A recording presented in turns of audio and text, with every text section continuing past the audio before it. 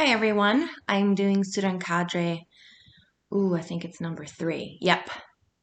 So, couple of things that were discussed or that we're supposed to discuss for this cadre. Um, were to think about two different uh, sayings. Number one, peace is not the absence of conflict, but the ability to cope with it. And two, 10 of conflict is due to difference in opinions, and 90% or 10% of conflict is due to difference in opinion, and 90% is due to delivery and tone of voice.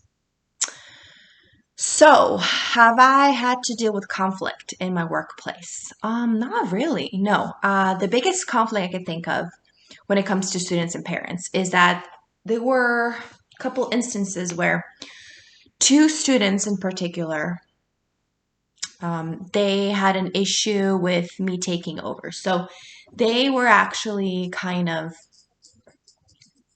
defiant in a way. So they would just not listen to me. I would ask them to do something and they would just simply not listen.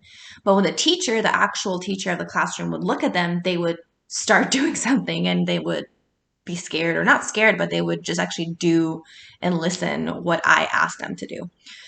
And that was honestly the biggest conflict so far, is being able to handle that emotionally, because it's very easy to take that personal.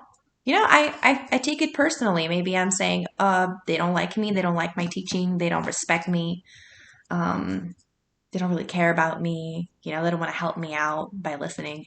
So I take it very personal. And I think that's my issue, is there's always conflict because I take situations personally.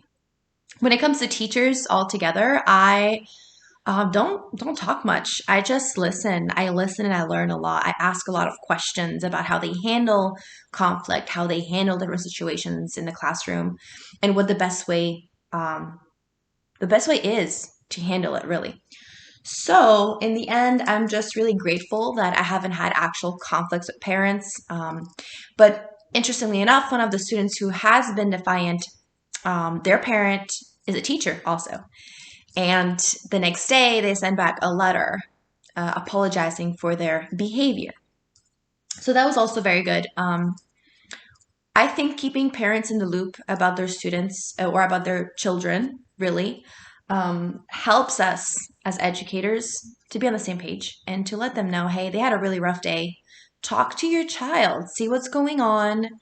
And if nothing's going on, then we would appreciate an apology letter, or we appreciate like a note for them to take ownership for their behavior, really, and for not listening and not paying attention. So that was the biggest conflict um, risen. And I do believe I really like the two sentences or the two sayings, because it is so true. Most of the time, people really pay attention to how we say things, not necessarily what we said, because what we said might have a lot of good points.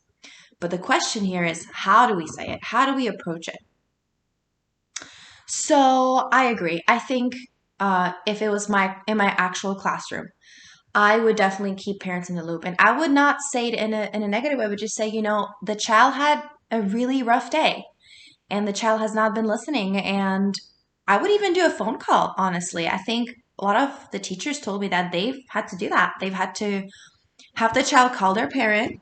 Here you go, bud. Had to call their parent, and the parent had to listen to the child say, hey, I'm not listening to my teacher. It's been a rough day. And I have to make sure that the child is being accurate with what they're saying on the phone. So I think doing that also helps with conflict. I haven't had any staff or teachers who were difficult to deal with. Actually, the principal in that school that I'm entering in is amazing. She's so helpful. She's so sweet. And it's really easy to talk to her, which is something that I was kind of nervous about, because I'm scared of authority just in general.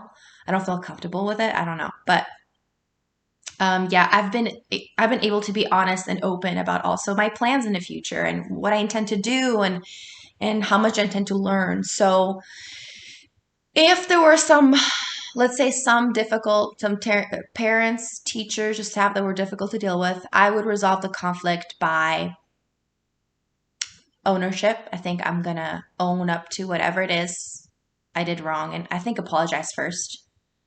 Be humble and really let them talk and listen and be non-judgmental. I think that's the biggest thing I can do.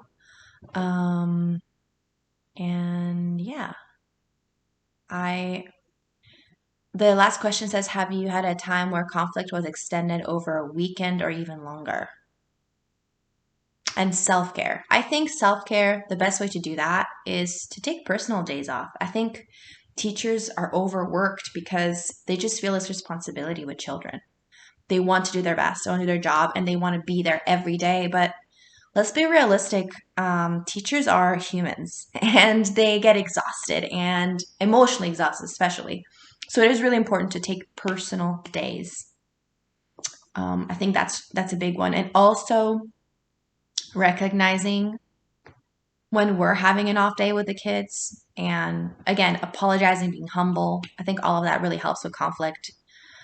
Self-care, I would say tune out. Like when you come home, just be home, and be with your family and keep work in its place. I think that's a big one too. I also think working ahead, being ahead of the game is so important. Make sure everything is planned out for the next week, or whatever it is that's happening, or just be flexible, but also remember that